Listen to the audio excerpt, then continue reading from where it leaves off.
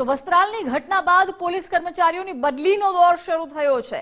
અમદાવાદ શહેરમાં 400 થી વધારે કોન્સ્ટેબલ એએસઆઈની બદલી કરવામાં આવી છે। કોન્સ્ટેબલ હેડ કોન્સ્ટેબલની ટ્રાફિક પોલીસમાં બદલી કરવામાં આવી છે। અમદાવાદ સીપીએ 440 પોલીસ કર્મીઓના બદલીના આદેશ કર્યા છે।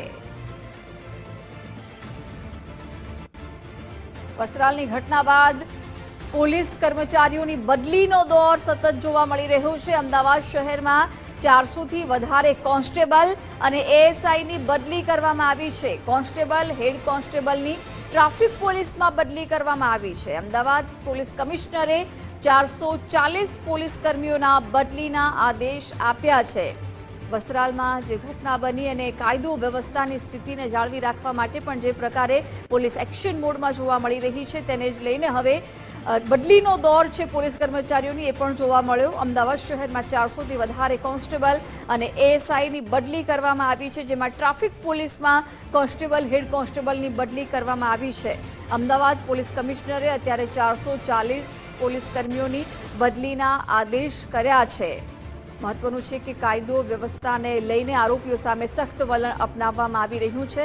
એવામાં હવે બદલી કરવામાં આવી છે પોલીસ કર્મચારીઓની। વિગતો સાથે સંવાદદાતા અર્પિત જોડાઈ ગયા છે। અર્પિત, શું છે વધુ વિગતો? 13 માર્ચના રોજ વસ્ત્રાલ વિસ્તારમાંથી અસામાજિક તત્વોનો આતંક સામે આવ્યો હતો। એ પછી એક બાદ એક આક્રમક પગલાં ખૂબ તેજ ગતિથી અમદાવાદ શહેર પોલીસ દ્વારા લેવામાં આવી રહ્યા છે। થોડા સમય પહેલા 28 જેટલા પીઆઈની આંતરિક બદલી કરવામાં આવી હતી, એક પોલીસ સ્ટેશનમાંથી બીજા પોલીસ સ્ટેશન અમદાવાદ શહેરમાં।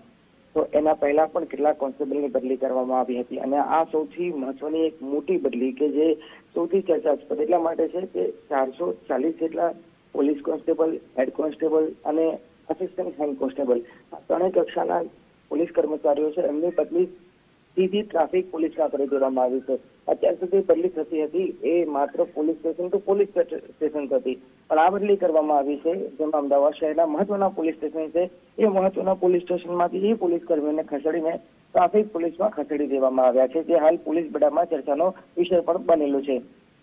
આ સિવાય અલગ અલગ સ્તરે કામ થઈ રહ્યા છે। કાયદો વ્યવસ્થાની પરિસ્થિતિ જળવાઈ રહે, અસામાજિક તત્વો સામે સખત કાર્યવાહી કરવાના, ત્યારે આવનાર દિવસોમાં આનાથી વધારે કડક અને ઉગ્ર પગલાં લેવાય તો પણ નવાઈ નહીં પોતાની પરિસ્થિતિ હાલ અમદાવાદ શહેરમાં જોવા મળી રહી છે। જી અર્પિત, આભાર જાણકારી માટે।